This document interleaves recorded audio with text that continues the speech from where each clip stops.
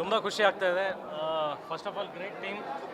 ನಮ್ಮ ಡೈರೆಕ್ಟರ್ ಪವನ್ ಇಲ್ಲಿದ್ದಾರೆ, Prakash sir, Archana Prakash, Archana sir ಅಲ್ಲ, ಇದೊಂದು ಕನ್ನಡದ ಗೆಲುವು, ಕನ್ನಡ ಸಿನಿಮಾದ ಗೆಲುವು. ಇದು ನಾನು ಯಾವತ್ತು ನನ್ನ ಗೆಲುವು ಯುದ್ಧಕಾಂಡ ಸಿನಿಮಾದ ಗೆಲುವು ಅಂತ ಹೇಳಕ್ಕೆ ಇಷ್ಟಪಡಲ್ಲ. ನನ್ನ ಪ್ರಯತ್ನ ಇದ್ದಿದ್ದು ಕನ್ನಡ ಚಿತ್ರರಂಗದಲ್ಲಿ ಒಂದು ಒಳ್ಳೆ ಸಿನಿಮಾ ಬರಬೇಕು, ಕನ್ನಡದ ಹೆಗ್ಗಳಿಕೆ ಜಾಸ್ತಿ ಆಗಬೇಕು, ಕನ್ನಡದ ಹಿರಿಮೆ ಜಾಸ್ತಿ ಆಗಬೇಕು. ಹಾಗಾಗಿ ಇದು ಕನ್ನಡದ ಸಿನಿಮಾದ ಗೆಲುವು ಅಂತ ಹೇಳಕ್ಕೆ ಇಷ್ಟಪಡ್ತೀನಿ.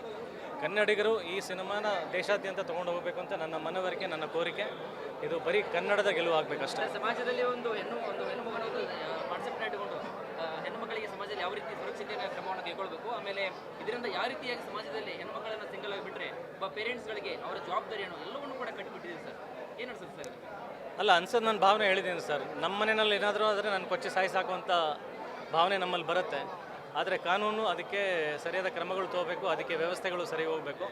ಸಿನಿಮಾ ನೋಡಿ ನಾನು ಹೇಳಿದ್ದೀನಿ ಕೊನೆಯಲ್ಲಿ, ಅದರಲ್ಲಿ ಸಣ್ಣದೊಂದು ಬದಲಾವಣೆ ಆದರೆ ನಾನು ಈ ಸಿನಿಮಾ ಮಾಡಿದ್ದಕ್ಕೆ ಸಾರ್ಥಕತೆ ಆಗುತ್ತೆ. ಆ್ಯಕ್ಚುಲಿ ಸೆಕೆಂಡ್ ಪಾರ್ಟಲ್ಲಿ ತಾವು ತುಂಬ ಎಮೋಷನಲ್ ಹೋಗಿಬಿಟ್ರಿ, ತುಂಬ ಅಂದರೆ ಆ ಒಂದು ಪಾತ್ರದಲ್ಲಿ ಪರಕಾಯ ಪ್ರವೇಶವನ್ನು ಮಾಡಿದ್ರಿ. ನಿಜಕ್ಕೂ ಆ ಮಗುವಿನ ರಿಯಲ್ ಫಾದರ್ ಆಗಿ ತಾವು ಅಲ್ಲ, ನನಗೊಂದು ಹೆಣ್ಮಗಳಿದ್ದಾಳಲ್ಲ ಸರ್, ನನಗೊಂದು ಹೆಣ್ಮಗಳು ಇರೋದ್ರಿಂದ ಅಷ್ಟು ಕನೆಕ್ಟ್ ಆಗಕ್ಕೆ ಸಾಧ್ಯ ಆಗಿದೆ. ಸೊ ಪ್ರತಿಯೊಂದು ಪಾತ್ರನೂ ಕೂಡ ಒಂದು ಅದರದೇ ಆದ ಒಂದು ತೂಕನ ಹೊಂದಿದೆ ಸರ್. ಈ ಕಾನ್ಸೆಪ್ಟ್ನ ನಾನು ಮಾಡಬೇಕಂತ ವಿಚಾರ ಹೇಗೆ ಬಂತು? ಇಲ್ಲಿದ್ದಾರೆ ನೋಡಿ, ಸೃಷ್ಟಿಕರ್ತರು ಇಲ್ಲಿದ್ದಾರೆ, ಇವ್ರಿಗೆ ಕೇಳಿ ಸರ್. ಸಿನಿಮಾ ಬಗ್ಗೆ ಹೇಳೋದಾದ್ರೆ ತುಂಬ ಜನ ಸೆಲೆಬ್ರೇಟ್ ಮಾಡ್ತಾ ಇದ್ದಾರೆ ತೆರೆ ಮೇಲೆ. ಯುದ್ಧಕಾಂಡ ನಿಜಕ್ಕೂ ಕೂಡ ಒಂದು ಯುದ್ಧದ ರೀತಿಯಲ್ಲೇ ಒಂದು ಹೆಣ್ಣು ಮಕ್ಕಳ ಒಂದು ಅವರ ಜೀವನದಲ್ಲಿ ಆಗ್ತಕ್ಕಂಥ ಏರೋ ಬೆಳೆಗಳನ್ನು ತಾವು ತೆರೆ ಮೇಲೆ ಹಂಚ್ಕೊಂಡಿದ್ದೀರಿ. ಹೌದು ಸರ್. ಸೊ ಈ ಕಾನ್ಸೆಪ್ಟ್ ಬಗ್ಗೆ ಹೇಳೋದಾದ್ರೆ ಸರ್, ಇದು ನಮ್ಮ ಸಮಾಜದಲ್ಲಿ ಆಗ್ತಾ ಇರುವಂಥ ವಿಷಯ. ಸರಿಯಾದ ಸಮಯದಲ್ಲಿ ನ್ಯಾಯ ಸಿಕ್ಕಿಲ್ಲ ಅಂದರೆ ಏನೆಲ್ಲ ಆಗುತ್ತೆ ಅನ್ನೋದನ್ನು ನಾವು ನೋಡ್ತಾನೆ ಇದ್ದೀವಿ. ಅದರಿಂದ ಆಗೋ ಮಾನಸಿಕ ಹಿಂಸೆಗೆ ಹಿಡಿದಂಥ ಒಂದು ಕನ್ನಡಿ ಈ ಸಿನಿಮಾ. ಆ ಹಿಂಸೆ ಆಗಬಾರ್ದು ಅಂದರೆ ಸರಿಯಾದ ಸಮಯಕ್ಕೆ ನ್ಯಾಯ ಸಿಗಬೇಕು ಅನ್ನೋದೇ ಈ ಕಾನ್ಸೆಪ್ಟ್. ಎಲ್ಲರ ಕಣ್ಣ ತುದಿಲೂ ಕಣ್ಣಂಚಿನಲ್ಲೂ ನಾನು ನೀರು ನೋಡ್ತಾ ಇದ್ದೀನಿ. ನಮ್ಮ ತಂಡದ ಅವರು ಹಾಗೆ. ಸೊ ನನಗೇನು ಮಾತಾಡಬೇಕು ಗೊತ್ತಾಗ್ತಿಲ್ಲ. All thanks to Ajay sir for accepting this and executing this sir. Thanks to you. ಈ ಕಡೆ ತಂದಿದ್ದಕ್ಕೆ ಭಾವನಿಗೆ ಥ್ಯಾಂಕ್ಸ್.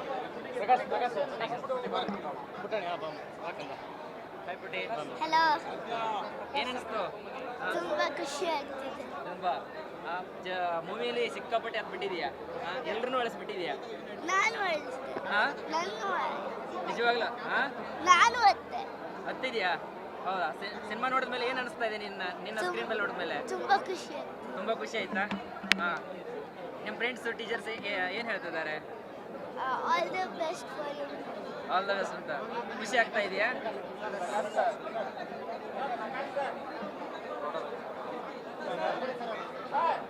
ಯಾರಾದರೂ ಅರ್ಚನಾ ಬನ್ನಿ, ಅರ್ಚನಾ ಬನ್ನಿ. Next batching sir, please. Ready?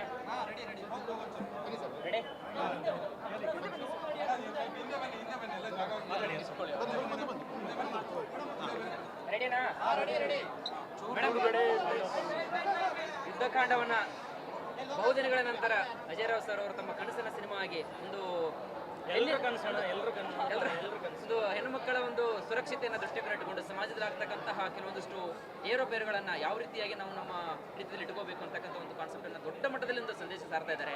ಅದರಲ್ಲಿ ಕೂಡ ತಾವು ತಾಯಿ ಪಾತ್ರವನ್ನು ಮಾಡಿ ತುಂಬಾ ದೊಡ್ಡ ಒಂದು ತೂಕದ ಪಾತ್ರವನ್ನು ಮಾಡಿದ್ದೀರಿ. ಏನು ಅನ್ಸುತ್ತೆ? ಇಲ್ಲ, ನೀವು ಫಸ್ಟ್ ಹೇಳಿದ್ರಲ್ಲ ಇದೊಂದು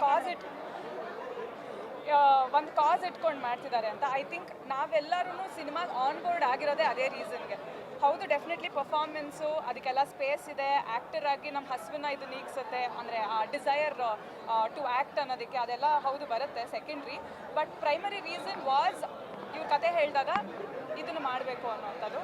ಸೊ ಐ ಆಮ್ ಹ್ಯಾಪಿ ನಿಮಗೆಲ್ಲ ಇಷ್ಟ ಆಗಿದೆ ಅಂತಂದರೆ ಅದು ದಟ್ ಈಸ್ ದಿ ಎಫರ್ಟ್. ಅಂದರೆ ನಾವು ಹಾಕಿರೋ ಎಫರ್ಟ್ಗೆ ಅದು ಸಾರ್ಥಕ ಅಂತ ಅನ್ಸುತ್ತೆ. ಆಡಿಯನ್ಸ್ ಎಲ್ಲ ಅಂತ ಇದ್ರು ಯುದ್ಧಕಾಂಡ ಚಿತ್ರದಲ್ಲಿ ಪ್ರತಿಯೊಬ್ಬರು ಪಾತ್ರ ಯಾರು ಕೂಡ ಪಾತ್ರವನ್ನು ಮಾಡ್ತಾ ಇಲ್ಲ, ಅದರಲ್ಲಿ ಇನ್ವಾಲ್ವ್ ಆಗಿದ್ದಾರೆ, ತಮ್ಮ ಒಂದು ಜೀವನದಲ್ಲಿ ನಡೆದಿರ್ತಕ್ಕಂಥ ಘಟನೆ ಬಗ್ಗೆ ಹೋರಾಡ್ತಾ ಇದ್ದಾರೆ. ಆ ನಿಟ್ಟಿನಲ್ಲಿ ಪ್ರತಿಯೊಬ್ಬರು ಕೂಡ ಎಲ್ಲ ಆ್ಯಕ್ಟರ್ ಆಗಿರೋದು ಆಕ್ಟರ್ಸ್ ಆಗಿರೋ ಪಾತ್ರವನ್ನು ಮಾಡಿದ್ದಾರೆ.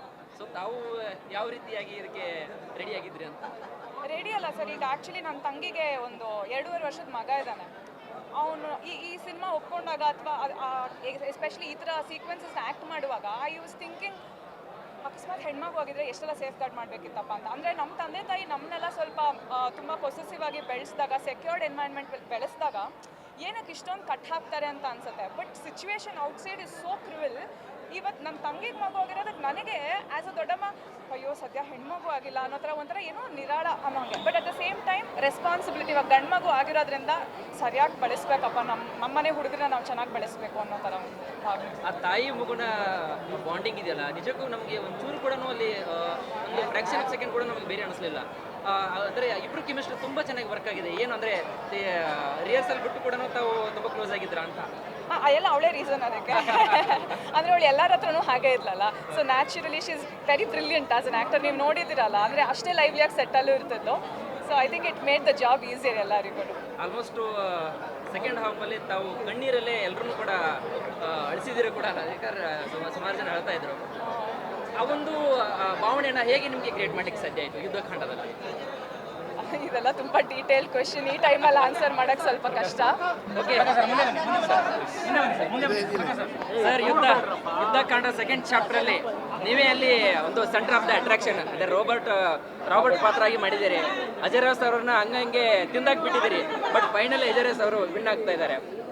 ಸೊ ಹೇಗಿತ್ತು ಸರ್ ಒಂದು ಮೂಮೆಂಟ್? ಅಂದರೆ ಇದೊಂದು ನೋಡಿ, ಅಲ್ಲಿ ಯಾರೋ ಹೇಳ್ತಾ ಇದ್ರು ಮಾಸ್ ಫಿಲ್ಮು, ಕ್ಲಾಸ್ ಫಿಲ್ಮು, ಇಂಥ ಫಿಲ್ಮ್ ಆ ಥರ ಕ್ಯಾಟಗರಿಗೆ ಬರೋದಿಲ್ಲ ಅಂತ ಅಂದ್ಕೊಳ್ತೀನಿ. ಯಾಕೆ ಅಂದರೆ ಇದರಲ್ಲಿ ಬ್ಯಾಲೆನ್ಸ್ ಇದೆ ನೋಡಿ. ಈಗ ಹ್ಯೂಮನೈಸಿಂಗ್ ಐಡಿಯಾ ತೊಗೊಂಡ್ರೆ ಒಂದು ಕಡೆ ಅವರು ಅಜಯ್ ರಾವ್ ಅವ್ರ ಪಾತ್ರ ಹೇಳ್ತಾರೆ, ನಮ್ಮ ಜನರು ಹಾಗೆ ಅವರಿಗೆ ಒಂಥರದ್ದು ಸಂವೇದನಶೀಲತೆಯನ್ನು ಕಳ್ಕೊಂಡ್ಬಿಟ್ಟಿದ್ದಾರೆ ಅನ್ನೋ ರೀತಿಯಲ್ಲಿ ಮಾತಾಡ್ತಾರೆ. ಆದರೂ ಒಬ್ಬ ಕ್ಯಾಶುವಲ್ ತಪ್ಪಿತಸ್ತಾ ಇರ್ತಾನಲ್ಲ, ಅವನು ನೀವು ಯಾಕೆ ಇದನ್ನು ಮಾಡ್ತಾ ಇದ್ದೀರಿ ಇವಾಗ ಅಂತ ಕೇಳಿದಾಗ ಅವ್ನು ಹೇಳ್ತಾನೆ, ನನಗೊಬ್ಬಳು ಮಗಳಿದ್ದಾಳೆ ಅಂತ ಹೇಳ್ತಾಳಲ್ಲ. ಅಂದರೆ ಬ್ಯಾಲೆನ್ಸ್ ಮಾಡ್ತಾರಲ್ಲ, ಅದನ್ನು ಥ್ರೂಔಟ್ ಮೇಂಟೈನ್ ಮಾಡ್ಕೊಂಡಿದ್ದಾರೆ. ಯಾಕೆಂದರೆ ಇದು ಪ್ರಾಬ್ಲಮ್ ಇರೋದು ಈ ಸಿನಿಮಾ ಮಾಡಿ ಸಾಲ್ವ್ ಆಗುತ್ತೆ ಅಂತಲ್ಲ, ಈ ಸಿನಿಮಾ ಸಾಲ್ವ್ ಆಗಬೇಕು ಅಂತ ಏನಾದ್ರು ಒಂದು ಮೂವ್ಮೆಂಟ್ ಆಗಬೇಕಂದ್ರೆ ಅದು ಆರಂಭ ಆಗಬೇಕು ಅಂತ ಬಯಸೋ ಸಿನಿಮಾ ಅಲ್ವಾ ಇದು.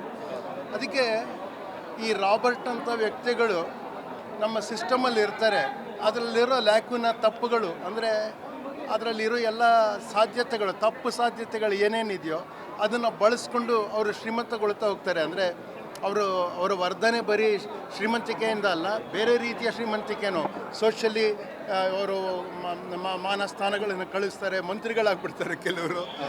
ಅಂದರೆ ಇದು ಕಷ್ಟ ದೊಡ್ಡದಿದೆ. ಅಂಥ ಕಷ್ಟವನ್ನು ಹೋರಾಟ ಮಾಡೋದಕ್ಕೆ ತೀವ್ರತೆ ಬೇಕು.